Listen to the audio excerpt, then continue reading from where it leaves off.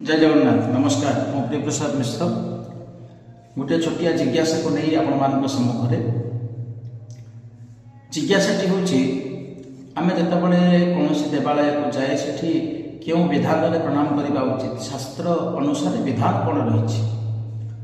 शास्त्र कहती स्ववामी प्रणमे विष्णु दक्षिणे शक्तिशंकर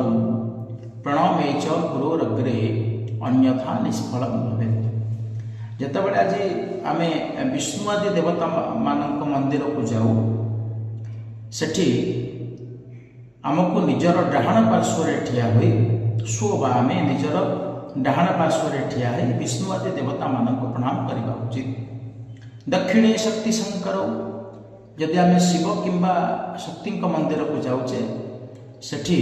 दक्षिण पार्श्व रही निजर दक्षिण पार्श्व रही प्रणाम करने उचित एवं प्रणमे च गुरुरग्रे